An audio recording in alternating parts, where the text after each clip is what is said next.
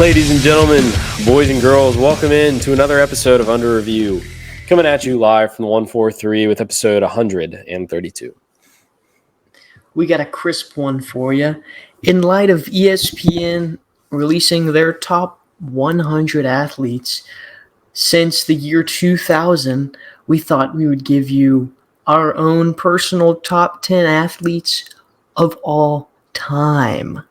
Yeah, whenever ESPN does something, we rarely agree with their takes. And after number one, They always we do it disagreed wrong. with their takes. So they got number one right with our boy Michael Phelps, which I was shocked that it wasn't Caitlin Clark, to be honest with you. But I was as well. And we're not here to talk about ESPN's political agenda, but if we were, I could go on and on. I'm about done with ESPN. But that's what we're here to refute, and we just thought we'd make our own top 10s and compare them. We didn't communicate with each other during these lists, so these are our own personal lists. We're going to put them side by side here and I guess debate them or discuss them. But so we're excited for this episode. Let's get into it. Stat of the week brought to you by our sponsor, Andrews Logistics. All four majors in golf this year were won by Americans. All four. USA, baby. We do it the best. Even do we not? The British Open was won by Xander Schauffele, born and bred here in the States. And the U.S. took the clean sweep this year, which doesn't happen very often in golf. A lot of the talent in golf is in Europe now, and we just stole all four of them from them. So, and there were three guys that won them because Xander won two of them. But all three guys, Scotty Scheffler, Bryson DeChambeau, and Xander, all are awesome personalities, great dudes for the sport of golf. So, USA.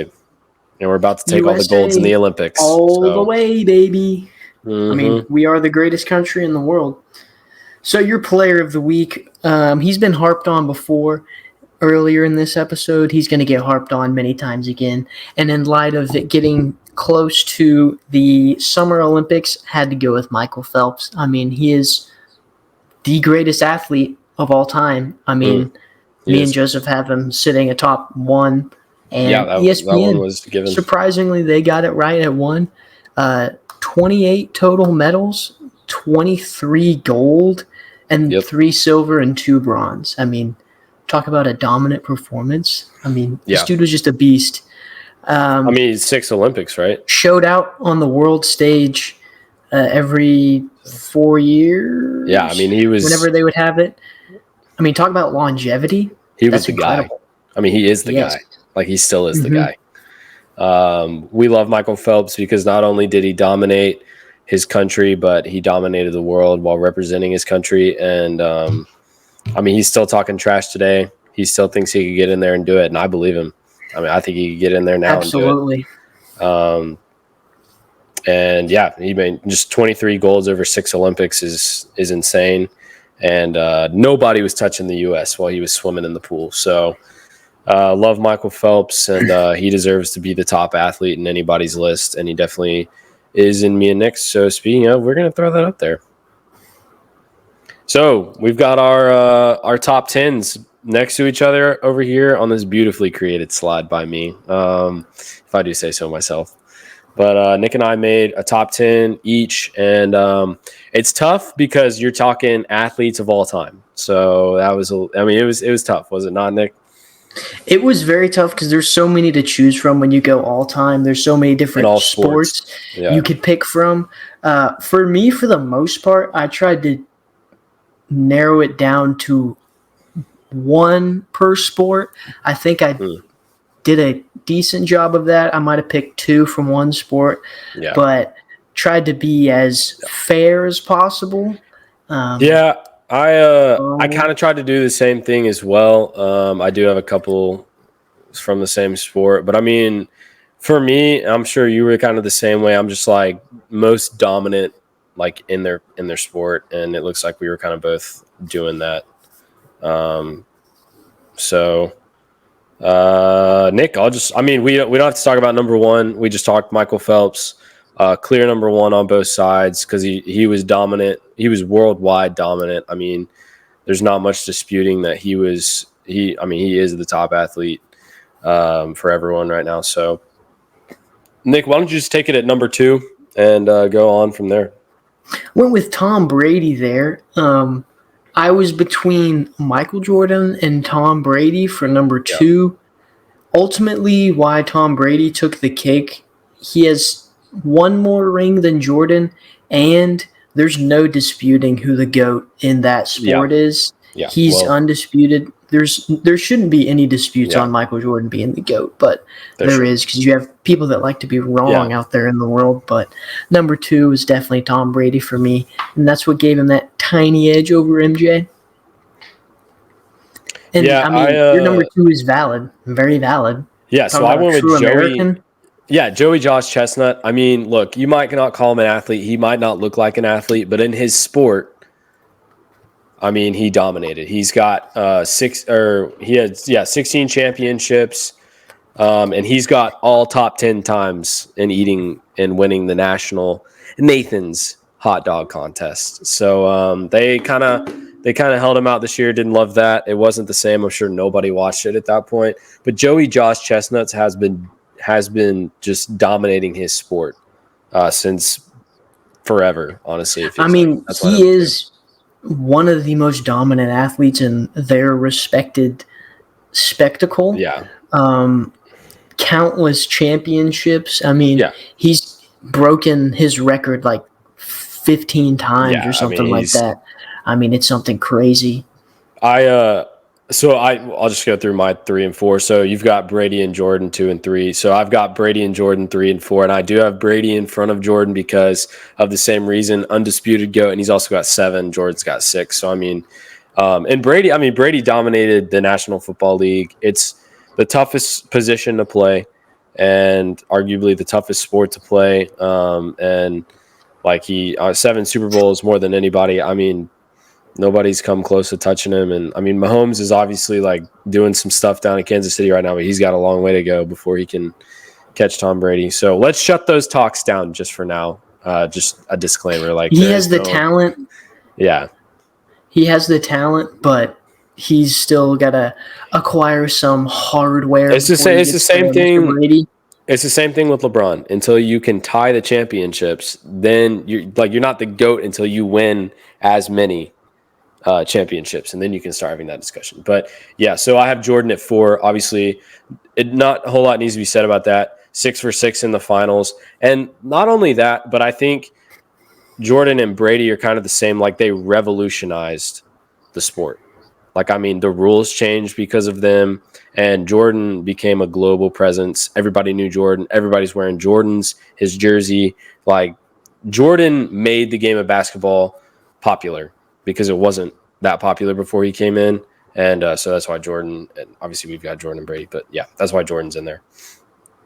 Yep, 6-0. I mean, he's kind of beaten a dead horse here. We've talked about Jordan many a time on this podcast, so we can just kind of move through that one because we kind of agreed on that one. Yeah, I'll go with my number 4. I went with Wayne Gretzky. Talked about him before a little bit. I mean, he is the greatest offensive player of all time. I mean, he owns every single offensive stat out there. The only player with 200 points in a season, and he has multiple of those. Leads all time in points, and if he never even scored a single goal in his career, he would still lead the league in points. People like to throw Connor McDavid in that conversation, like to talk about how he could be the greatest. I think it's just similar to your Mahomes, to Brady, to your LeBron, to Jordan, where it's the talent's there. You're just lacking a lot of accolades is the issue. Dominance and the longevity. Where the dominance shows through championships. That's what the dominance Absolutely. So, Absolutely. Yeah. And then number 5, I went with Randy Johnson. I think he's a beast. One of the greatest pitchers. If he not, killed a bird. In my mind, I think he's the greatest pitcher of all time. I mean, 5-time Cy Young winner, World Series winner, World Series MVP, 1-time Triple Crown winner. And for those that don't know, what that is for a pitcher is you lead the league in wins, strikeouts, and ERA. So that's a very rare, very rare award to be given. That's not something that's given every single year. So it's very it just goes to show the dominance of Randy Johnson. They called him the machine for a reason. Yeah. He was so good for so long, and easily number 5 for me. Yeah, I do have Gretzky on there. This kind of shows the difference between Nick's a huge hockey fan. I'm not as into the sport, so I have Gretzky at 7, just lower on the list because I'm not as in tune with hockey. But obviously Gretzky is the greatest hockey player of all time, and he dominated his sport, so that's obviously why you can't not put him in the top 10. And then for me, after Jordan at 5, I've got Tiger Woods. I just feel like, look, you have Tiger Woods in there as well. Like Tiger Woods, and a lot of people want to say he's not as good as Jack Nicklaus because Jack Nicklaus has more majors. Here's the thing, all right? Prime Tiger Woods rolled golf. It was like not even a question. And I think Jack Nicklaus was playing against worse competition. But I just think Tiger Woods dominated the sport. He revolutionized the sport of golf. People watch golf, kind of the same thing with Michael Jordan. People watch golf because of Tiger Woods. Nobody cared about golf before Tiger Woods. 15 majors and then 82 PGA Tour events. He's got that record. And so Tiger Woods, greatest golfer of all time, so he made it into the list. He dominated. He still gets TV stuff today because of that. He's also a billionaire because of how dominant he was.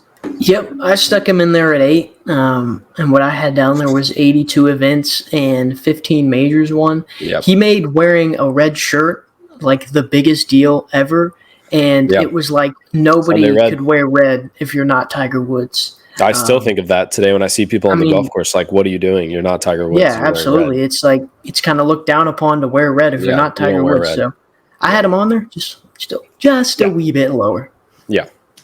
And then I'm Muhammad Ali at 6. Here's the thing. I think after I like that we both have combat sports at 6. Yeah. Different people though.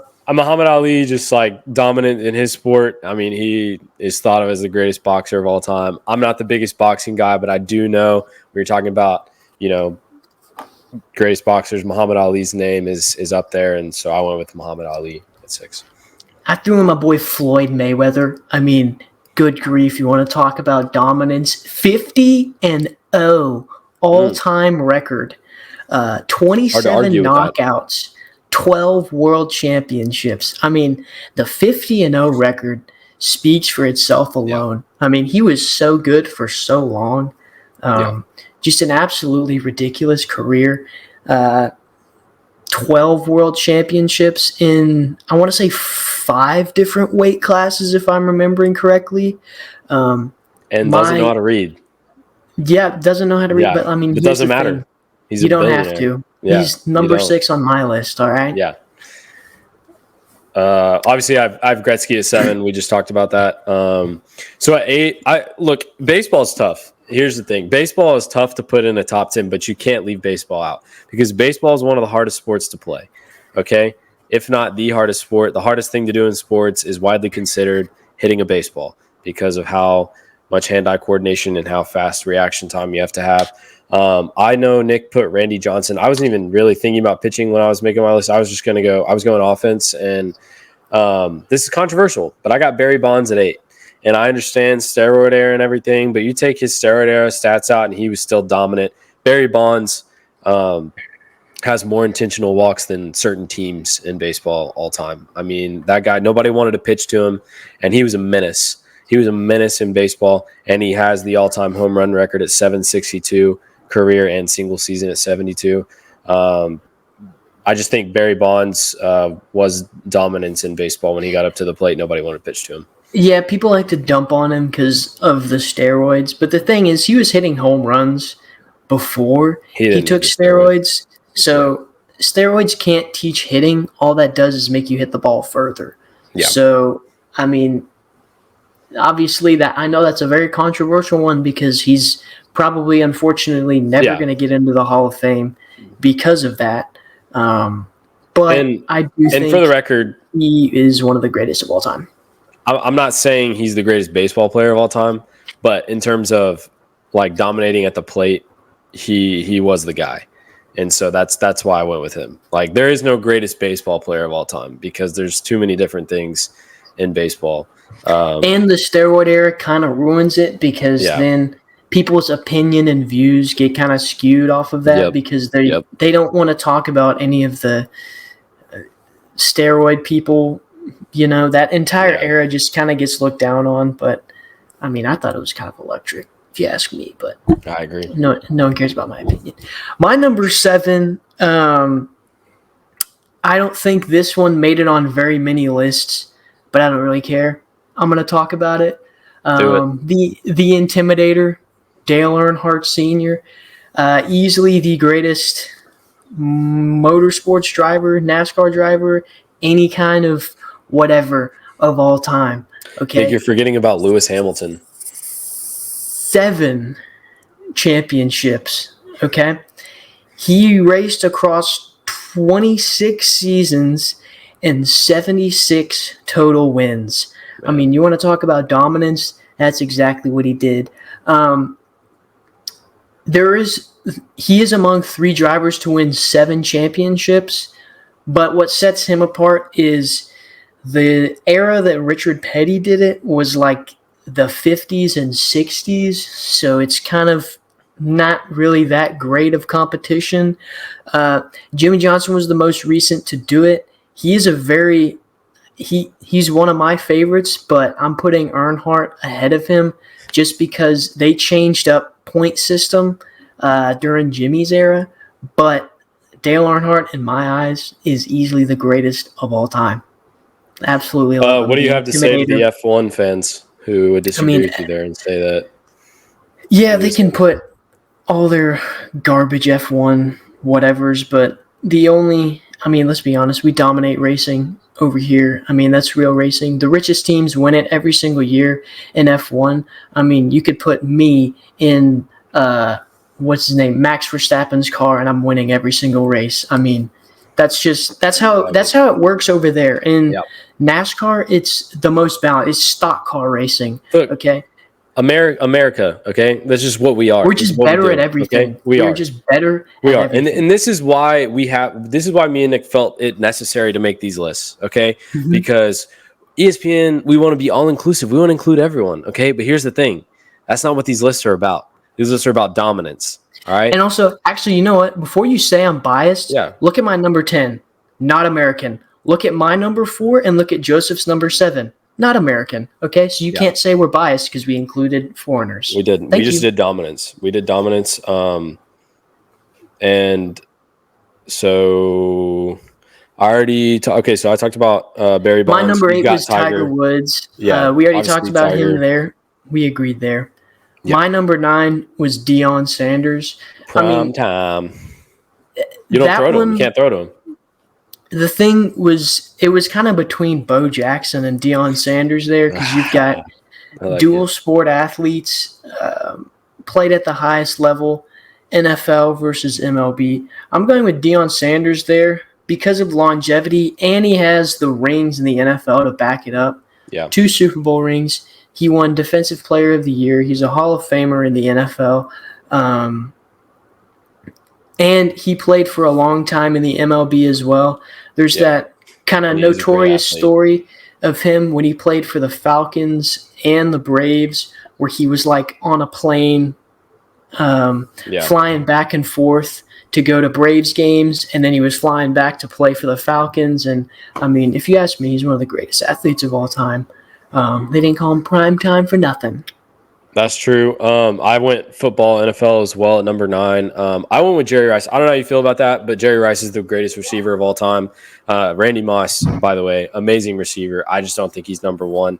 But I think Jerry Rice, in a lot of ways, Montana was amazing. But having Jerry Rice is a big reason that Montana's up there.